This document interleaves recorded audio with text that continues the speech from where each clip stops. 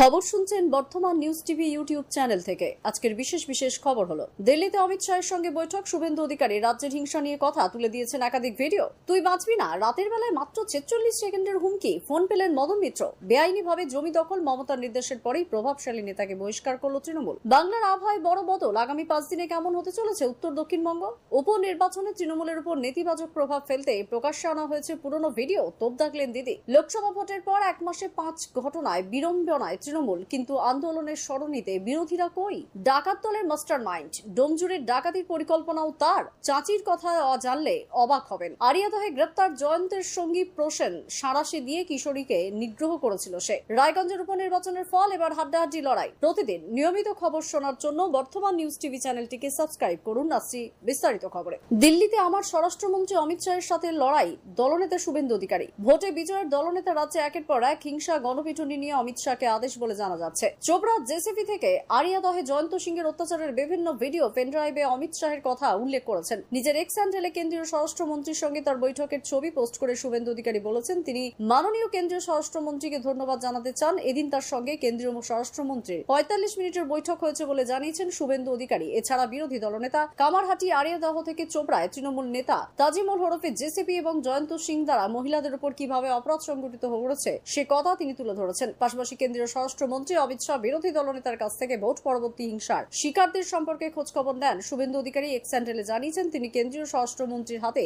একটি USB drive হস্তান্তর করেছেন। সেখানে উত্তর দিনাজপুরের চোপড়ার জনসমক্ষে বেত্রাঘাতের ঘটনার ভিডিও ফুটেজ রয়েছে। এছাড়াও কোচবিহারে এক মহিলা বিজেপি সংখ্যালঘু মোর্চার নেতার উপরে হামলা, হাওড়ার বাঁকড়ায় তৃণমূল বনাম তৃণমূল পঞ্চায়েত সদস্যের দুটি গোষ্ঠীর মধ্যে মারামারি, মুর্শিদাবাদে বোমা হাতে নিয়ে ঘুরে বেড়ানো এবং আরিয়াদহের ছবি রয়েছে বলে জানিয়েছেন। প্রিয় দর্শক, আপনাদের কাছে একটি বিশেষ অনুরোধ। আমরা এই ভিডিওটিতে ২০০০ লাইক ও ১০০০ সাবস্ক্রাইব টার্গেট করেছি, তাই একটি লাইক করে আমাদেরকে সাপোর্ট করুন। রেহাই নিয়ে বিধায়কেরও। সাংসদ সৌগত রায়ের পর এবার হুমকির ফোন পেলেন তৃণমূল কংগ্রেস সাংসদ মদন মিত্র। তেমনি দাবি করেছেন কামারহাটির বিধায়ক। তিনি জানিয়েছেন, মাঝরাতে খুনের হুমকি দিয়ে তাকে ফোন করা হয়েছিল। কামারহাটি নিয়ে মুখ খুলতে বাধাও দেওয়া হয়েছিল। মদন মিত্র জানিয়েছেন, ফোনে তাকে বলা হয়েছে, তুই বাঁচবি না, কামারহাটি কাণ্ডে নিয়ে মুখ খুলেছিস, তোকে গুলি করে দেব, গুলি খাওয়ার জন্য প্রস্তুত হ। মদন জানিয়েছেন, গতকাল রাতে তাকে অচেনা নাম্বার থেকে কেউ ফোন করেছিল, পরিষ্কার বাংলায় কথা বলছিল, সেই ফোনেই খুনের হুমকি দেওয়া হয়েছে। মদন অভিযোগ দায়ের করেছেন, ফোন নম্বর থানায় জমা দিয়েছেন বলে জানিয়েছেন। মদন জানিয়েছেন, মাত্র ৪৬ সেকেন্ডের ফোন কল করা হয়েছিল। তিনি আরো বলেছেন, যে ব্যক্তি কথা বলছিল সেই ব্যক্তিকে তিনি চেনেন না, তাই ফোন ধরেই জিজ্ঞাসা করেছিলেন, কে আপনি? পরপর দুবার ফোন করেছিল সংশ্লিষ্ট ব্যক্তি। প্রথম ফোন আসে বুধবার রাতে, আর দ্বিতীয় ফোন আসে গতকাল সন্ধ্যে ৭টা ৩৮ মিনিটে। কামারহাটি কাণ্ডে জয়ন্ত সিং এর সঙ্গে মদন আর সৌগত দুজনেরই নাম জড়িয়েছে,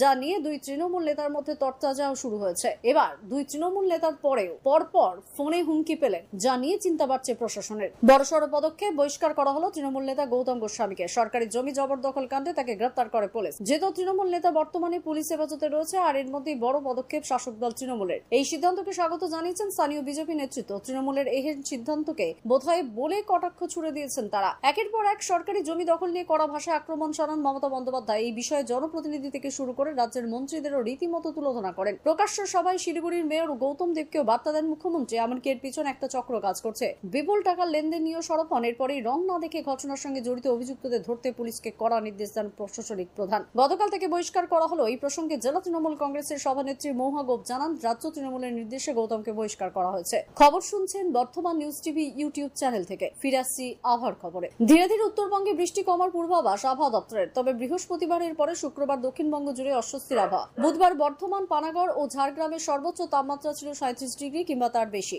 আবহাওয়া দপ্তর জানিয়েছে, ওড়িশার ওপর একটি ঘূর্ণাবর্ত অবস্থান করেছে। আজ সবকটি জেলাতেই ভারী বৃষ্টির পূর্বাভাস দেওয়া হয়েছে। তবে এর মধ্যে আলিপুরদুয়ারে একটু বেশি বৃষ্টি হতে পারে, যে কারণে কমলা সতর্কতা জারি করেছে। শনিবার ভারী বৃষ্টির পূর্বাভাস দেওয়া হয়েছে দার্জিলিং, জলপাইগুড়ি, আলিপুরদুয়ার, কোচবিহার এবং উত্তর দিনাজপুরে। শনিবার থেকে উত্তরবঙ্গের বৃষ্টিজনিত পরিস্থিতির উন্নতি হবে বলে এদিন জানানো হয়েছে, জানিয়েছে আবহাওয়া দপ্তরের তরফে। রবিবার শুধুমাত্র দার্জিলিং এ ভারী বৃষ্টির পূর্বাভাস দেওয়া হয়েছে। সোমবার আপাতত কোনো জেলাতেই ভারী বৃষ্টির পূর্বাভাস নেই। এদিনের বাকি সময় আলিপুরদুয়ার ও কোচবিহারে ভারী থেকে অতি ভারী বৃষ্টির সম্ভাবনায় কমলা সতর্কতা জারি করা হয়েছে। এই সময় দার্জিলিং, জলপাইগুড়ি, কালিম্পংয়ে বৃষ্টি হতে পারে। জলপাইগুড়ি, উত্তর দিনাজপুর, দক্ষিণ দিনাজপুর ও মালদহ জেলায় বজ্র বিদ্যুতের সম্ভাবনা রয়েছে। রাজ্যের ৪টি বিধানসভা কেন্দ্রের উপনির্বাচন ছিল বুধবার। তার ৭২ ঘন্টা আগে থেকে পুরনো ভিডিও প্রকাশ্যে এনে তৃণমূলের ভোটারদের উপর নেতিবাচক প্রভাব তৈরি করার চেষ্টা করা হয়েছিল বলে মন্তব্য করলেন পশ্চিমবঙ্গের মুখ্যমন্ত্রী তথা তৃণমূল নেত্রী মমতা বন্দ্যোপাধ্যায়। বৃহস্পতিবার দুপুরে মুম্বাই রওনা হওয়ার আগে বিমানবন্দরে নিয়ে ক্ষোভ প্রকাশ করেন মমতা। এই প্রসঙ্গে মুখ্যমন্ত্রী কাঠগড়ায় তুলেছেন বিজেপি এবং সংবাদ মাধ্যমের একাংশকে। মুম্বাই সফরে মমতার সঙ্গে উদ্ধব ঠাকরে এবং শরদ পাওয়ারের বৈঠক হবে। মমতা নিজেই জানিয়েছেন, শুক্রবার এই দুই নেতার সঙ্গে তার সাক্ষাৎ করার কথা।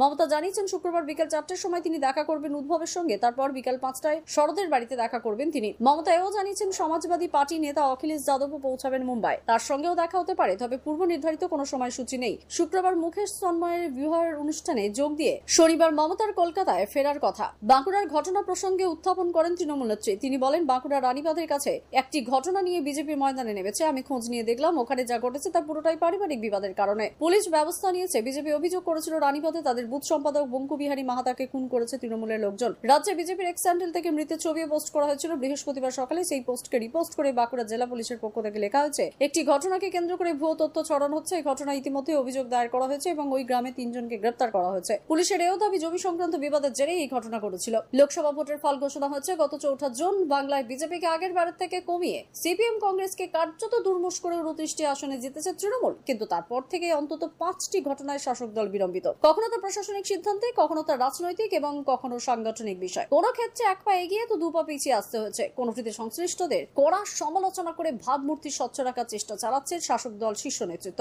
পরিস্থিতি যখন এমন, তখন বিরোধী পরিসরের আন্দোলন কোথায় তা নিয়ে প্রশ্ন উঠছে। বিরোধী শিবিরের নেতারাও ঘরোয়া আলোচনায় মানছেন নির্বাচনে ধাক্কা এখনো কাটিয়ে ওঠা যায়নি। রাস্তায় নামাতো দূরের কথা, অনেকে সমাজ মাধ্যম ও সরাসরি তৃণমূল বিরোধিতার পথে হাঁটতে কুণ্ঠাবোধ করছেন। সেখানে তৃণমূল আগের সবাই নিজের ময়দানে নেমে বিরোধীদের পরিসরকে সংকুচিত করে দিচ্ছে বলে অভিমত অনেকের। ছেলে ধরা বা চোর, বিবিধ সন্দেহ নিয়ে রাজ্যে গণপিটুনির সংখ্যা কার্যত সংক্রমণের আকার নিয়েছে। শুধু মার নয়, তারকেশ্বর থেকে ভাঙড়, বারাসত থেকে মেদিনীপুর গণপিটুনিতে মৃত্যুর ঘটনাও ঘটেছে। সমালোচকদের অনেকেই গোটা পরিস্থিতির জন্য প্রশাসনকে দায়ী করেছেন। গত 1 মাস অন্তত 17টি গণপিটুনির ঘটনা ঘটেছে। নিতান্ত সাধারণ চেহারা, পুলিশের গাড়ি থেকে নামার সময় যেন ভয়ে কুগড়ে রয়েছেন। তিনি কিছুই জানেন না, তিনি চাষের কাজ করেন, একথাই বলেন সাংবাদিকদের প্রশ্নের উত্তরে। বিহার থেকে ট্রানজিট রিমান্ডে নিয়ে আসা হয়েছে আশা দেবীকে। হাওড়া ডোমজুড়ে সোনার দোকানে ডাকাতিতে তিনি অন্যতম অভিযুক্ত। পুলিশের তরফ থেকে যে তথ্য দেওয়া হয়েছে তার রীতিমতো চমকে ওঠার মতো, কারণ এই আশা দেবী বিহারের ডাকাতের গ্যাংয়ের অন্যতম সদস্যা। তিনি নিজেই এই গ্যাংয়ের গুরু দায়িত্ব পালন করেন।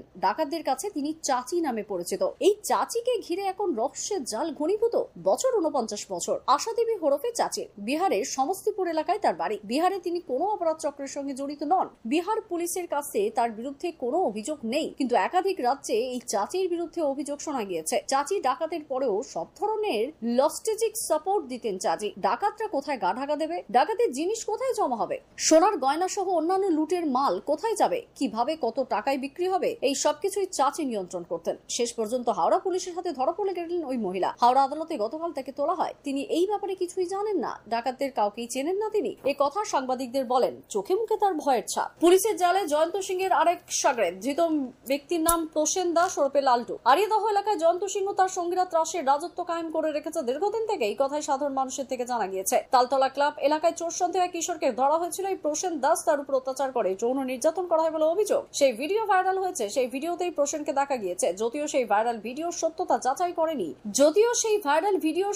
যাচাই করেনি বর্ধমান নিউজ টিভি। আরিয়াদহের তালতলা ক্লাব এখন আলোচনার চর্চায় রয়েছে। সেখানে হাত পা ঝুলিয়ে একজনকে পেটানোর ভিডিও ভাইরাল হয়েছিল। ক্লাবের ভিতর কি কি হতো, কোন তালিবানি শাসন চলতো, সেই সব প্রশ্ন উঠতে শুরু করেছে। জয়ন্ত সিং এদের সকলের মাথায় আছে। তার কারণে সঙ্গীদের বারবারন্ত, এমনই মনে করছে ব্যারাকপুর কমিশনারেট পুলিশ। রাজ্যের 4 কেন্দ্রের উপর নির্বাচন হয়ে গিয়েছে 10ই জুলাই। এবার গণনার পালা। 13ই জুলাই গণনা হবে। রায়গঞ্জ আসনটি মোটামুটি কংগ্রেস বেশিবার জিতেছে। সাম্প্রতিক সময়ে সেখানে তৃণমূল কিংবা বিজেপির আধিপত্য দেখা গিয়েছে। এবার এই কেন্দ্রের উপর নির্বাচনে কংগ্রেস প্রার্থী করে প্রাক্তন বিধায়ক মোহিত সেনগুপ্তকে, বিজেপি প্রার্থী করে মানস কুমার ঘোষকে, আর তৃণমূল প্রার্থী করেছে 2021-এ বিজেপির টিকিটে জয়ী হয়ে রায়গঞ্জ লোকসভায় তৃণমূলের প্রার্থী হয়ে হেরে যাওয়া কৃষ্ণ কল্যাণীকে। এবার যে 4টি কেন্দ্রে উপনির্বাচন হয়েছে তার মধ্যে রায়গঞ্জেই সবথেকে বেশি ভোট পড়েছে। বৃহস্পতিবার নির্বাচন কমিশন জানিয়েছে রায়গঞ্জের ভোটের হার 71.99%। বুধবার বিকাল 5টায় ভোটের হার ছিল 67.12%। আজকের মতো খবর এ পর্যন্তই। ধন্যবাদ।